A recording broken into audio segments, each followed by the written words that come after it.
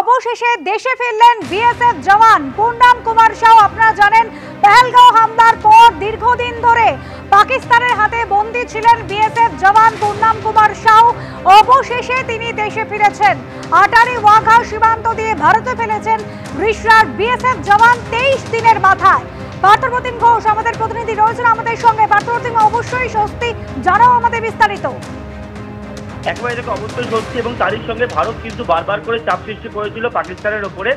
যেরকম ভাবে ভারতের বিএসএফ জওয়ান পূর্ণাম কুমার সাউকে পাকিস্তান রেঞ্জাররা আটক করেছিল গত 23শে এপ্রিল, এবং সেই তারপর থেকে কিন্তু বিএসএফ জওয়ান পাকিস্তানের কাছে বন্দী অবস্থায় ছিল, এবং ভারতের বারবার করে সেই চেষ্টা এবং চাপ সৃষ্টি করা, এবং এর পরবর্তীকালে আজকে সকাল 10:30 নাগাদ এ রাজ্যের রিশরার বাসিন্দা বিএসএফ জওয়ান পূর্ণাম কুমার সাউকে ছেড়ে দিল পাকিস্তান। এবং আটারি, পাঞ্জাবের আটারি ওয়াঘা যে বর্ডার, সেই আটারি ওয়াঘা বর্ডার থেকে আজকে সকাল 10:30টার সময় এই যে জয়েন্ট চেকপোস্ট আটারি ওয়াঘার অমৃতসরের, এবং সেখান থেকে কিন্তু পূর্ণাম কুমার সাউকে হ্যান্ড ওভার করা হলো। এবং বিএসএফ জওয়ান গত 23শে এপ্রিল থেকে পাকিস্তানের হাতে আটক অবস্থায় ছিল, এবং বারবার করে তুমি জানো যে ফ্ল্যাগ মিটিং হয়, সেই ফ্ল্যাগ মিটিং হলেও তারা কিন্তু ছাড়া হচ্ছিল না।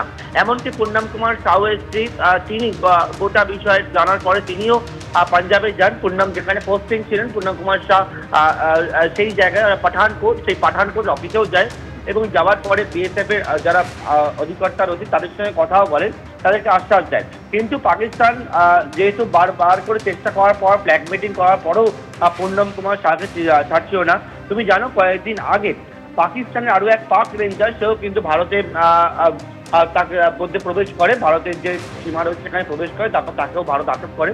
এবং ভারতের তরফ থেকে বলা হচ্ছে পূর্ণাম কুমার সাউ যে জায়গায় ছিল সেই জায়গায় কিন্তু সে ইচ্ছা করে কোনো কিছু কারণের জন্য নয়, আর সে একেবারে সেখানে ভুল করে ঢুকে পড়েছিল, কিন্তু পাকিস্তান তাকে যেরকম ভাবে আটক করে রেখে দেয়, এবং তারপরে আজকে ভারতের যে চাপ সৃষ্টি করে, এবং সেই চাপ সৃষ্টি করার পর বর্তমানে ফ্ল্যাগ মিটিং এবং তার পরবর্তীকালে বিএসএফ জওয়ানকে আজকে ব্যাক করানো হলো।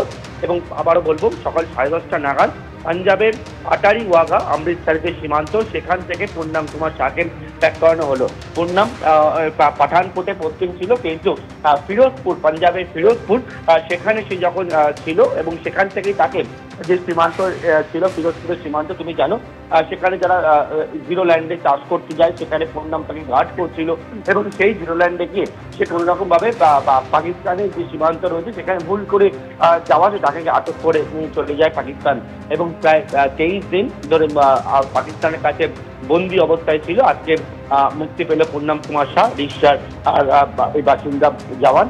আজকে সকাল 10:30টার সময় বিএসএফ জওয়ানকে ছেড়ে দিল পাকিস্তান, এবং আজকে দেশে ফিরল 23 দিনের মাথায়। পাঞ্জাবের অমৃতসরের আটারি ওয়াঘা যে জয়েন্ট চেকপোস্ট রয়েছে, সেই চেকপোস্ট থেকে ছাড়া হয় পূর্ণাম। একেবারে পার্থপ্রতিম, তুমি আমাদের সঙ্গে থাকো। এই মুহূর্তের বড় খবর, অবশেষে দেশে ফিরলেন বিএসএফ জওয়ান পিকে সাউ। তার স্ত্রী দীর্ঘদিন ধরে তিনি যেরকম জানাচ্ছিলেন যে তিনি চিন্তায় রয়েছেন, উদ্বেগ বাড়ছে, কারণ 23 দিন পেরিয়ে গিয়েছে, পূর্ণাম কুমার সাউয়ের সেভাবে কোনো খোঁজ পাওয়া যায়নি। তবে ভারতের দিক থেকে কিন্তু সব সময় চেষ্টা ছিল, একাধিক ফ্ল্যাগ মিটিং করা হয়েছিল। আর এবার যেটা জানা যাচ্ছে, আটারি ওয়াঘা সীমান্ত দিয়ে আজই ভারতে ফিরেছেন রিশরার এই বিএসএফ জওয়ান। 23 দিনের মাথায় পাকিস্তান থেকে মুক্তি পেয়েছেন রিশরার জওয়ান।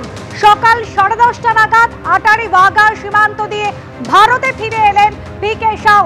আটক বিএসএফ জওয়ান, যিনি দীর্ঘদিন ধরে প্রায় 22 দিন ধরে আর বন্দী অবস্থায় ছিলেন পাকিস্তানের হাতে, এবং ভারতের বড় সাফল্য বলাই যায়, কারণ 23 দিনের মাথায় আটক বিএসএফ জওয়ান। এই মুহূর্তে যে ছবি দেখতে পাচ্ছেন আটারি ওয়াঘা সীমান্তের ছবি, আটারি সীমান্তের ছবি দেখছেন, এই আটারি ওয়াঘা সীমান্ত দিয়ে ভারতের হাতে হ্যান্ড ওভার করা হয়েছে রিশরার বিএসএফ জওয়ানকে, আটক বিএসএফ জওয়ানকে, যিনি 22 দিন ধরে পাকিস্তানে বন্দী অবস্থায় ছিলেন।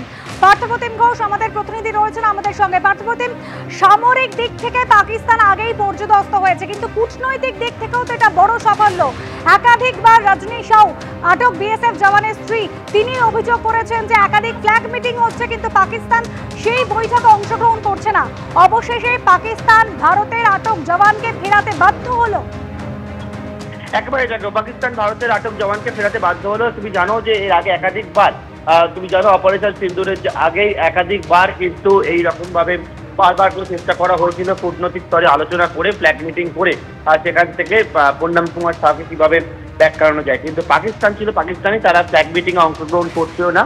এরপরে তুমি দেখেছো যে ভারত পাকিস্তানের ওপর কিরকম ভাবে চাপ সৃষ্টি করে, এবং সেই চাপ সৃষ্টি করার পরবর্তীকালে আবার আমরা যেটা জানতে পারছি আবারও সেই বৈঠক, এবং সেই বৈঠকে তুমি দেখেছো যে ডিজিএমও পর্যায়ে বৈঠক হয়, সূত্রের খবর সেই সমস্ত বিষয়গুলো নিয়ে আলোচনা হয়েছিল।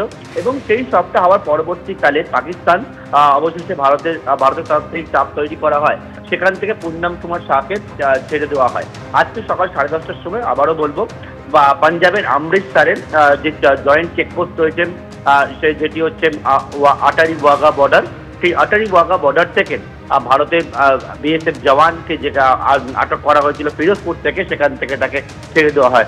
গভীর উৎকণ্ঠা উদ্বেগের মধ্যে কাটাচ্ছিলেন রিশরার পরিবার, পূর্ণামের পরিবার, এবং বারবার করে তারা চেষ্টা করছিল কিভাবে বিএসএফ জওয়ানকে ছাড়ানো যায় বা কিভাবে মুক্তি করানো যায়। কিন্তু তিনি যান এর আগে কয়েকদিন আগে পাঠানকোটে, যেখানে পূর্ণাম কুমার শাহ কর্মরত ছিল, সেখানে যায় কথা বলে, তাকে ওনার স্ত্রীকে আশ্বাস দেন। এবং যে ছবি দর্শকরা দেখতে পাচ্ছেন, যেখান থেকে হচ্ছে একেবারে ইন্ডিয়া পাকিস্তান যে আটারি বর্ডার, যেখান থেকে সোজা 23 কিলোমিটার গেলে লাহোর, এই যে জায়গা চেকপোস্ট রয়েছে এই আটারি ওয়াঘা সীমান্ত চেকপোস্ট, যেটি হচ্ছে পাঞ্জাবের অমৃতসরে, সেখান থেকেই আজকে সকাল 10:30টার সময় আটক বিএসএফ জওয়ান পূর্ণাম কুমার শাহকে ছাড়া হলো, এবং সেখান থেকে পাকিস্তানের তরফ থেকে তাকে ছাড়া হয়েছে। যদিও এর আগে তুমি দেখেছো যে নানা রকমভাবে ভারত চাপ সৃষ্টি করেছিল, সেই চাপ সৃষ্টি করার পর প্রায় 22 দিন পাকিস্তান তাকে আটকে রাখে পিকে শাহ বা পূর্ণাম কুমার শাহকে। 23 দিনের মাথায় আজকে দেশে ফিরলেন ভারতের বিএসএফ এর জওয়ান।